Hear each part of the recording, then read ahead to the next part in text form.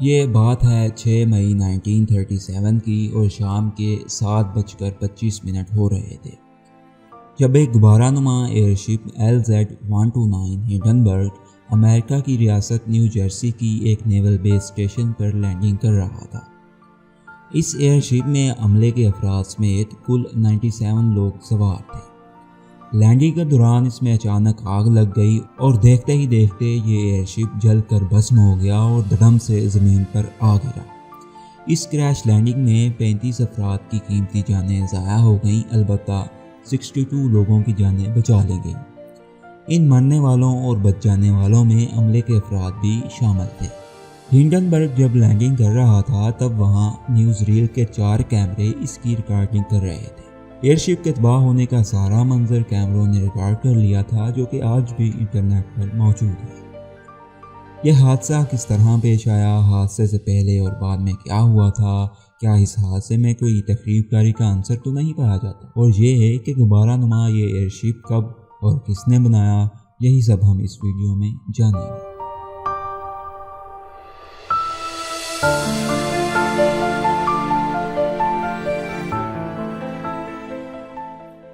دوستو، مارچ 1936 کو یہ ایئر شپ لانچ کیا گیا تھا اور اس کی لمبائی 245 میٹر تھی۔ اس کا نام جرمنی کے صدر فیلڈ مارشل پاؤل وون ہنڈنبرگ کے نام پر رکھا گیا تھا، جو 1924 سے لے کر 1934 تک جرمنی کے صدر رہے۔ اس نے پورے جرمنی اور یورپ میں متعدد ٹرپس لگائے، لیکن بطور مسافر بردار ایئر شپ اس نے اپنی سروسز 3 مئی 1937 کو شروع کی۔ چونکہ تب ہٹلر جرمنی پر حکومت کر رہا تھا اور نازی پارٹی برسر اقتدار تھی، اسی لیے اس ایئر شپ کے اوپر نازی جھنڈا چسپاں تھا۔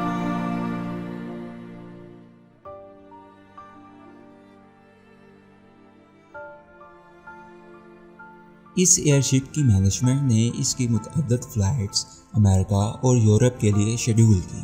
3 مئی 1937 کو اس ایئر شپ نے امریکہ کی ریاست نیو جرسی کی ایک نیول بیس، جو کہ لیک ہرٹس میں واقع تھی، کے لیے اڑان بھری۔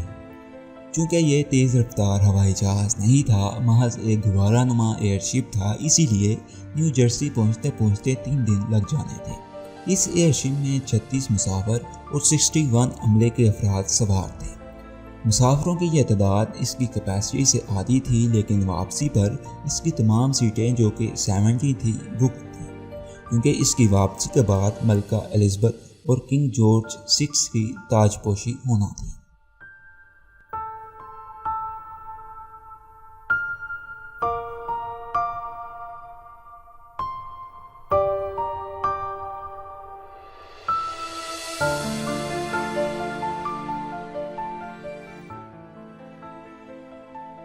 ہنڈنبرگ چونکہ پہلے ہی اپنے شیڈول سے کافی گھنٹے پیچھے تھا، لیکن موسم کی خرابی کی وجہ سے اس کو مزید تاخیر کا سامنا کرنا پڑا۔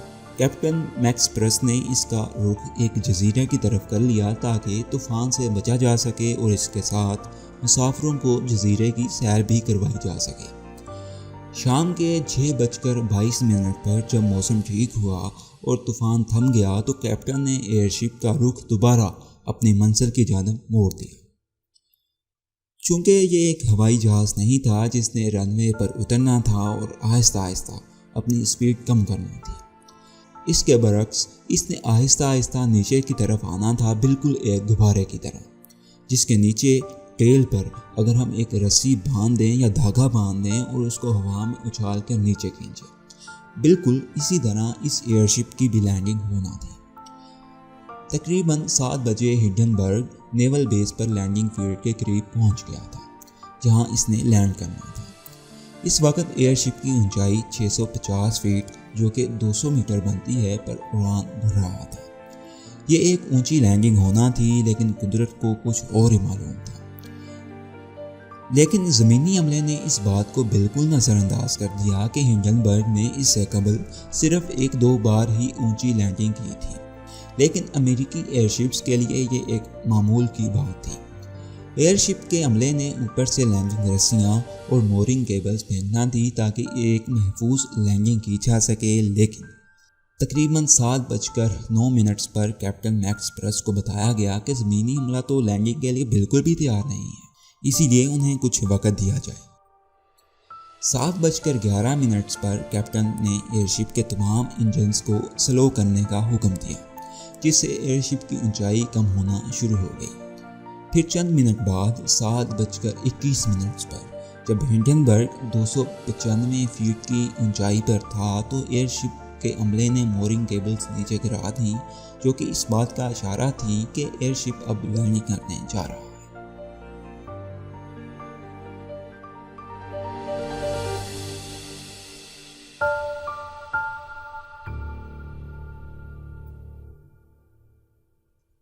تقریباً 7:25 پر عینی شاہدین کے مطابق ایئر شپ کے پچھلے حصے سے ایئر شپ کا کپڑا اس طرح پھڑپھڑاتا ہوا دکھائی دے رہا تھا جیسے کوئی تیز ہوا گزر رہی ہو۔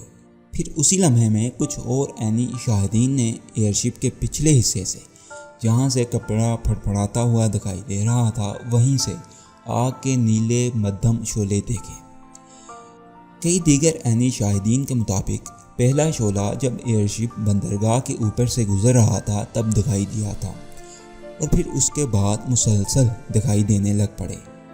کمانڈر چارلس نے گواہی دی کہ شعلے جب بلند ہوئے تو وہ مشروم کی شکل کی طرح کے تھے، بالکل اسی طرح جس طرح ایک ایٹمی دھماکہ ہونے کے بعد شعلے ہوا ابھرتی ہے۔ جب دھماکہ ہوا تو اندر بیٹھے عملے نے تصور کیا کہ شاید مورنگ کیبلز جو کہ نیچے زمینی عملے نے باندھی ہوئی تھیں ٹوٹ گئی ہیں، جس کی وجہ سے انہیں ایک جھٹکا محسوس ہوا ہے، لیکن ایسا نہیں تھا۔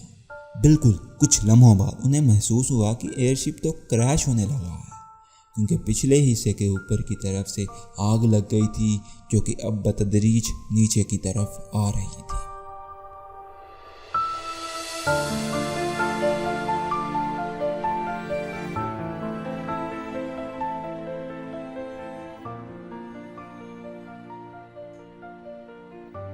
عینی شاہدین کے مطابق آگ سیل نمبر 4 اور 5 میں سب سے پہلے لگی تھی، جو کہ پچھلے حصے کے اوپری طرف پنکھے کے ساتھ لگی ہوئی تھی۔ آگ تیزی سے اوپر سے نیچے کی طرف پھیلنا شروع ہو گئی تھی، جس کی وجہ سے ایئر شپ کا پچھلا حصہ تیزی سے زمین کی طرف گرنا شروع ہو گیا تھا۔ چونکہ پچھلا حصہ نیچے گر رہا تھا، جس کی وجہ سے آگے والے حصے پر پریشر تھا، اور اس پریشر کی وجہ سے ایئر شپ کی کمر ٹوٹ گئی اور وہ پورے کا پورا ایئر شپ زمین پر نیچے آ گرا۔ زمین پر ایئر شپ گرتے ہی آگ مزید بڑھ اٹھی، جس سے زمینی عملے کے 12 میں سے 9 افراد جل کر جاں بحق ہو گئے۔ ایئر شپ میں مسافروں کا ڈیسک الگ تھا، لیکن آگ نے اس کو بھی اپنی لپیٹ میں لے لیا، جس سے تقریباً 24 مسافروں کی جانیں چلی گئیں۔ جلدی سے جلدی آگ میں ہی ریسکیو آپریشن جاری کیا گیا، جس سے متعدد لوگوں کی جانیں بچائی جا سکیں۔ اس آپریشن میں امریکن نیوی نے بڑا کردار ادا کیا تھا، اور کرنا بھی چاہیے تھا، کیونکہ حادثہ انہی کی نیول بیس پر تو پیش آیا تھا۔ آگ کی پہلی علامت سے لے کر ایئر شپ کے کریش ہو کر زمین پر گرنے میں جو وقت لگا وہ 32 سے 37 یعنی 32 سے 37 سیکنڈز بنتا ہے، لیکن یہ بھی حتمی نہیں ہے، کیونکہ ناسا کے ایک تجزیے کے مطابق یہ وقت 16 سیکنڈز بنتا ہے، کیونکہ آگ 49 فیٹ فی سیکنڈ کے حساب سے پھیلی تھی، جس کی وجہ سے یہ وقت 16 سیکنڈز بنتا ہے۔ نیوز ریل کے 4 کیمرے اور متعدد فوٹوگرافرز ایئر شپ کی لینڈنگ کی ریکارڈنگ کر رہے تھے، جس کی وجہ سے ایئر شپ تباہ ہوتے ہوئے کی ویڈیوز منظر عام پر آئیں، اور آج بھی یہ ویڈیوز اور تصاویر انٹرنیٹ پر موجود ہیں۔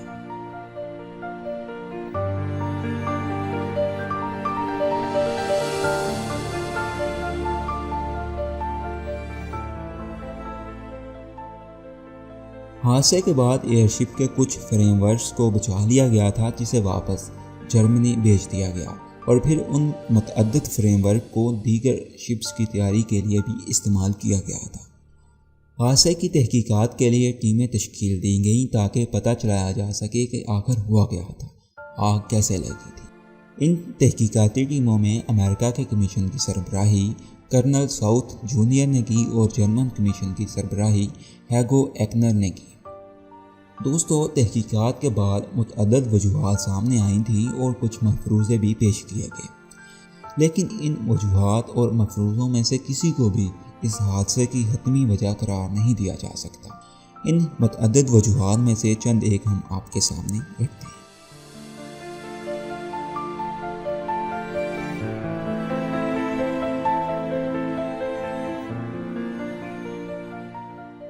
دوستو، حادثے کے فوراً بعد سب سے پہلے جو چیز سامنے آئی وہ یہ تھی کہ تخریب کاری یعنی دہشت گردی ہوئی ہے۔ یہ مفروضہ ہیگو ایکنر کی جانب سے پیش کیا گیا تھا، جو جرمنی کی جانب سے بنائے گئے کمیشن کا سربراہ تھا۔ اس نے کہا کہ ہمیں اس کی لانچ سے پہلے دھمکی امیز خطوط ملے تھے جس کی وجہ سے شاید یہ تخریب کاری ہو سکتی ہے۔ یہاں یہ بات جاننا ضروری ہے کہ ہیگو ایکنر نے یہ سب تحقیقات شروع ہونے سے پہلے کہا تھا۔ تاہم اس نے یہ بھی کہا کہ ہو سکتا ہے کہ اور بھی وجوہات ہوں اور اسی لیے اس نے مزید تحقیقات جاری رکھی۔ بعد میں اس نے دیگر وجوہات بھی پیش کی، لیکن اس نے تخریب کاری کے مفروضے کو رد نہیں کیا۔ اس کے علاوہ تخریب کاری کے مفروضے کا سب سے بڑا حامی خود اس ایئر شپ کا کیپٹن میکس پرس تھا۔ میکس پرس نے 1928 سے لے کر 1937 تک زپلین کمپنی کے ہر ایئر شپ کو اڑایا تھا۔ یہ وہی کمپنی ہے جس نے ہنڈنبرگ کو بنایا تھا۔ میکس پرس نے 1960 میں کولمبیا یونیورسٹی کے اورل ہسٹری ریسرچ کو دیے گئے اپنے انٹرویو میں کہا کہ ابتدائی سفر محفوظ تھا۔ اس نے مزید کہا کہ شروع سے ہی اس کو یقین تھا کہ ایئر شپ کو تباہ کرنے کا منصوبہ بنایا گیا ہے، لیکن اس سب کے باوجود میں ایئر شپ اڑاتا رہا۔ اس نے مزید کہا کہ جنوبی امریکہ کے دوروں پر مزید فلائٹس بھی جاتی رہی تھیں اور ان کو بھی طوفانوں کا سامنا کرنا پڑا، لیکن وہ محفوظ رہی تھیں۔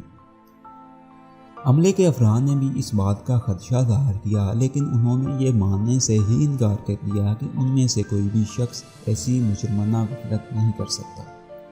البتہ انہوں نے ایک مسافر جس کا نام جوزف سپاہ تھا پر شبہ ظاہر کیا۔ یہ شخص جرمنی کا رہائشی تھا جو خوش قسمتی سے بچ بھی گیا تھا۔ عملے نے کہا کہ اس نے متعدد بار ایئر شپ کے اندر وہاں کا دورہ کیا تھا جہاں دھماکہ ہوا تھا۔ کچھ مسافروں نے بھی اس پر شبہ ظاہر کیا اور کہا کہ وہ سارے سفر میں اینٹی نازی لطیفے سناتا رہا تھا، لیکن وہ اپنے ساتھ ایک جرمن شافٹ ڈوگ جس کا نام اولا تھا ساتھ لایا تھا۔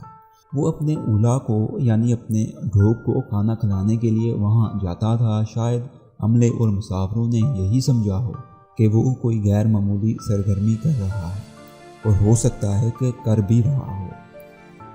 اس کے علاوہ ہیگو ایکنر جو جرمنی کی جانب سے تحقیقاتی کمیشن کا سربراہ تھا، نے آگ لگنے کی وجوہات میں سے ایک اور وجہ فرکشن بھی پیش کی۔ اس کے مطابق فرکشن کی وجہ سے سپارک ہوا جس کی وجہ سے آگ بھڑک اٹھی۔ اس سب کے علاوہ دیگر وجوہات اور مفروضے بھی پیش کیے گئے، لیکن ان سب مفروضوں اور وجوہات پر مزید تحقیقات نہیں کی گئیں، کیونکہ پھر بعد میں جنگ عظیم دوم کی تلخیاں شروع ہو گئی تھیں۔ دوستو، امید ہے کہ آپ کو ہماری یہ ویڈیو بے حد پسند آئی ہوگی۔ ہمیں اپنی قیمتی رائے سے ضرور آگاہ کیجیے گا۔ شکریہ۔